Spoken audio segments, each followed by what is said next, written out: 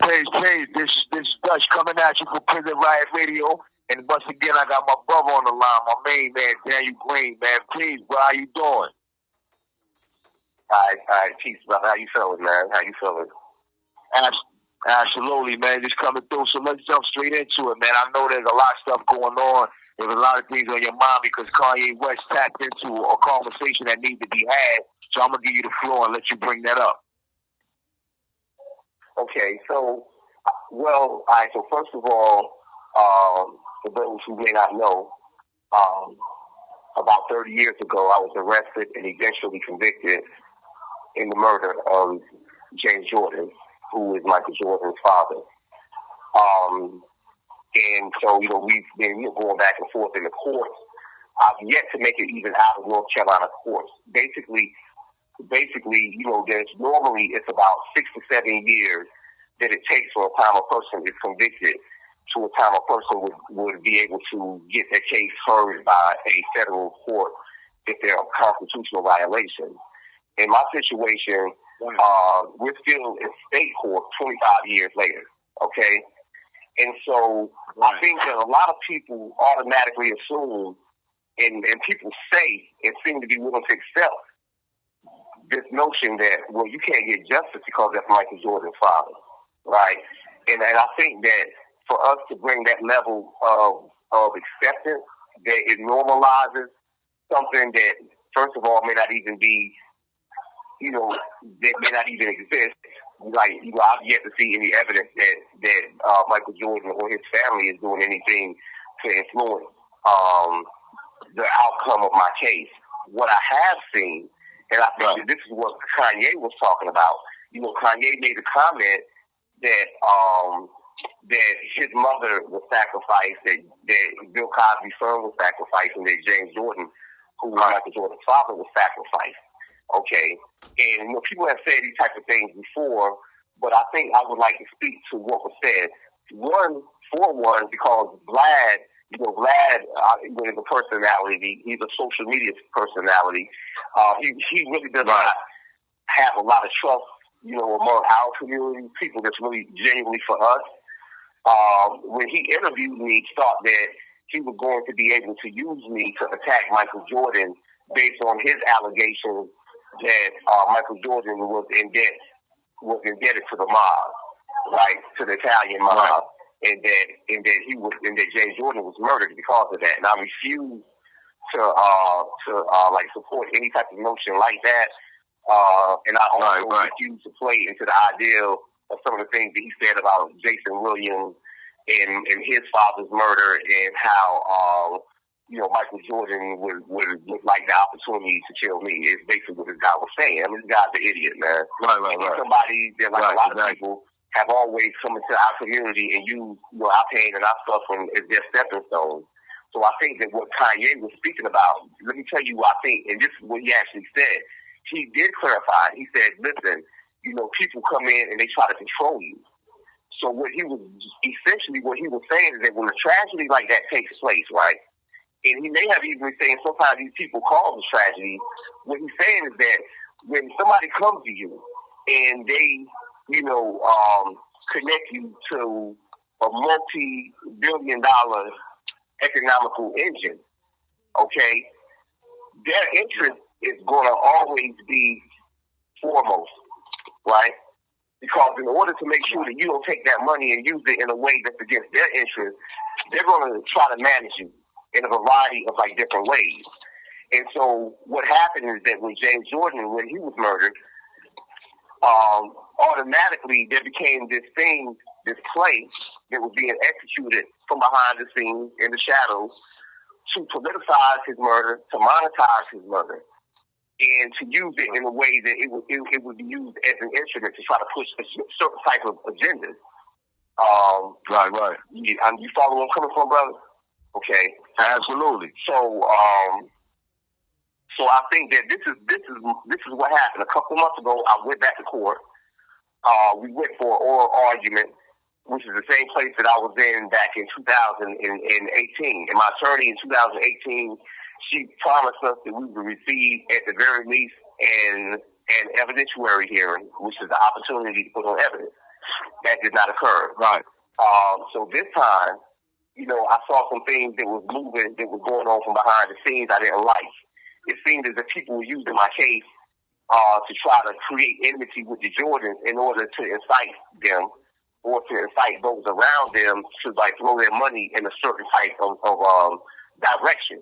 So it says in the book of Proverbs that greedy men, it says the greedy men create conflict. And so so I actually discharged my attorney, Christine Loomer, and I gave the oral argument myself. But like I said, that was one of the reasons why I gave it. But I also wanted to speak on the Violent Crime Control and Law Enforcement Act. Which, are you familiar with that at all, Qua? You have 60 seconds remaining. No, not at all. I want you to continue. Continue that. Continue going because what you're saying needs to be heard. All right, bro. Go ahead and continue your thought. Okay, so what I was saying, and maybe getting a little bit louder, you can open this door. But yeah, so now this is okay. So this is what I'm trying to say, right? Because a lot of times people throw out Masons and Shriners and that's the normal so-called conspiracy theory thing. But it's a little bit more, it's a little bit more complicated than that, right? Because you have a lot of, Masonic lodges that's not actually legitimate lodges, right? They're clandestine lodges.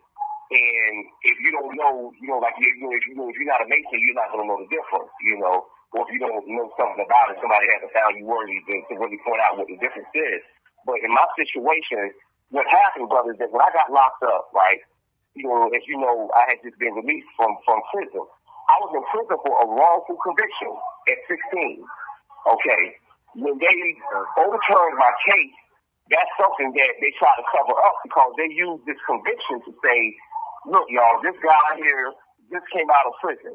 If this guy had not came out of prison, if he had not been released early due to overcrowding, due to assault on crime policies, James Jordan would still be alive.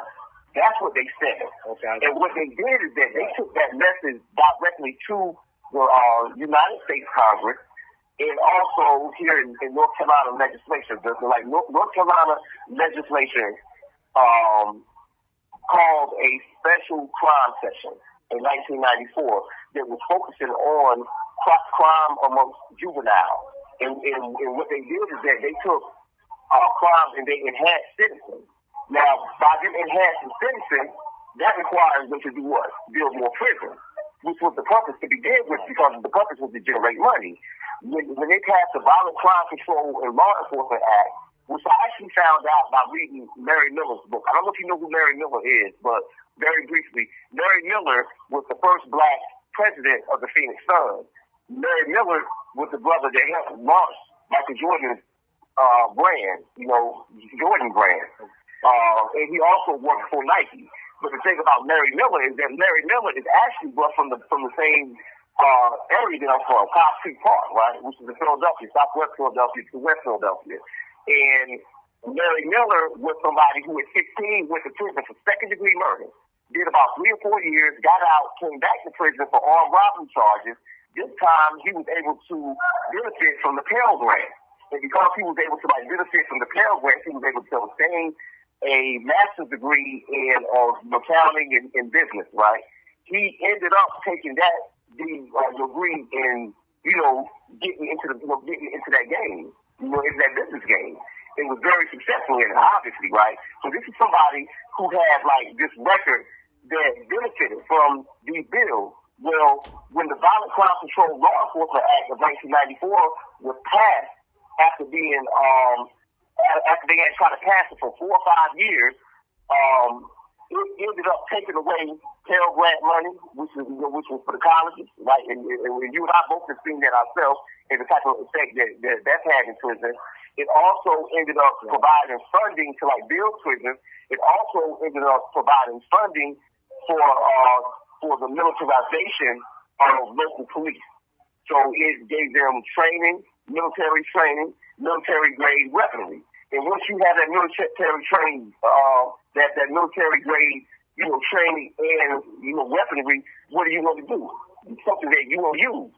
So when you look at what's been happening for the last 20, 30 years, there's a direct correlation between James Jordan's murder, right, in the way that it was politicized, because they could not pass this bill for 4 or 5 years.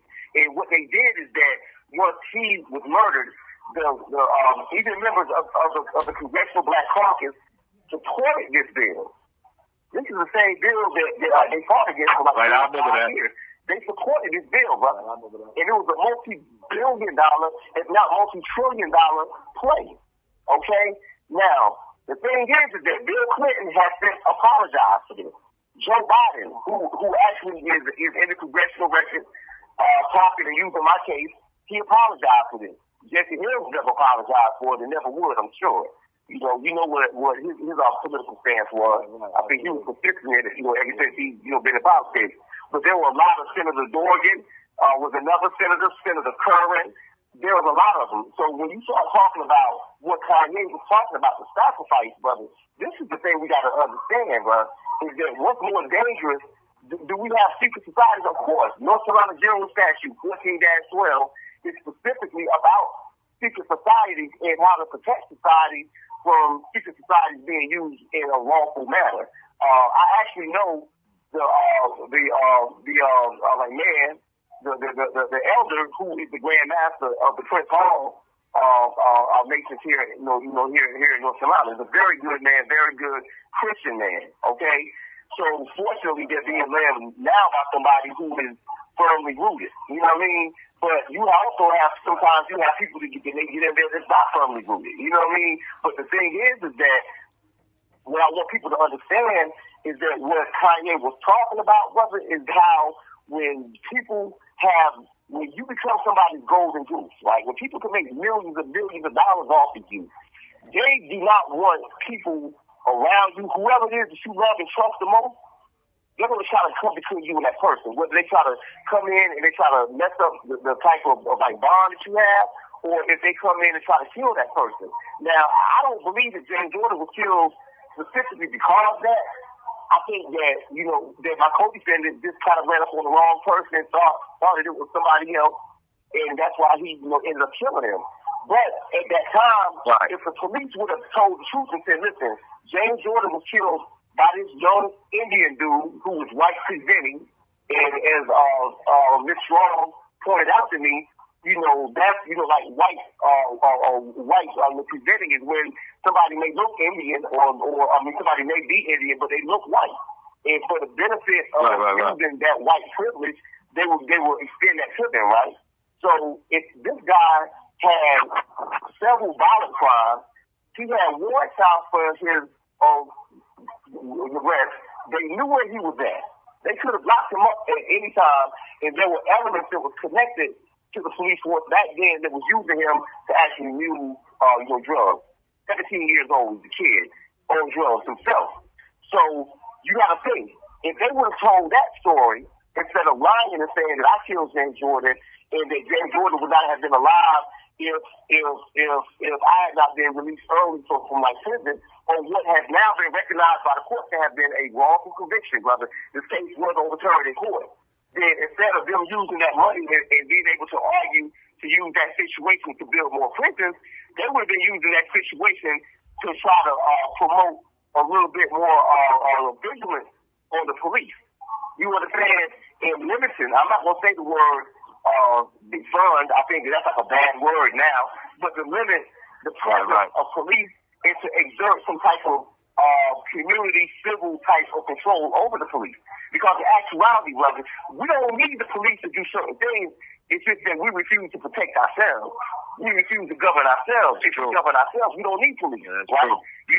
It's even down to the situation where you have somebody get killed. Take for instance, if a cop kills somebody or somebody else kills somebody, we can go directly to the judge ourselves. And any individual, you can go to any magistrate, any clerk of court, any superior court judge, district court judge, appellate court judge, or North Carolina Supreme Court justice, and you can press charges yourself with an affidavit. That's what the police does. But we can do it ourselves. So think about this, brother. Instead of us running around in the streets, and there's a time to protest, there's a time to do that, right? But in actuality, if you start combining that with people knowing how to actually utilize this system that is supposed to be our instrument, right? Then you have a totally different outcome. So that's what he was speaking about with the sacrifice. I think is that saying that, listen, man, these people are making so much money off of me, they want to control me, and they may have taken this thing now. They may have taken something that was the most valuable thing to me. Now, that goes into something that you and I have had discussions about, and that's dealing with spirituality. You have 60 seconds remaining. Yeah. So do you think, brother, that because I like to believe evil as well. I believe evil as well, man. I really do. I've seen it. Right. I've seen people confess. I've seen people act against their own interests, and that has to be some type of evil. Whether it can reach out, whether a person can harness it, whether groups can harness it, who knows? But definitely, there's a Lucifer effect that comes from the power. 30 seconds remaining. Yeah, I'm not ready for that type of power. You know what I mean? So, Absolutely. I mean, we want to have to wrap this up, man. I appreciate you coming through, sharing your thoughts. I appreciate you being here. I love you, man.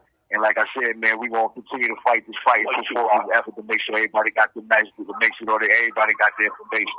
Hey, brother, shouting out Prison Riot Radio. Yo, man. Hey, bro, peace, man. Peace to Riot Radio, man. Appreciate you for the platform.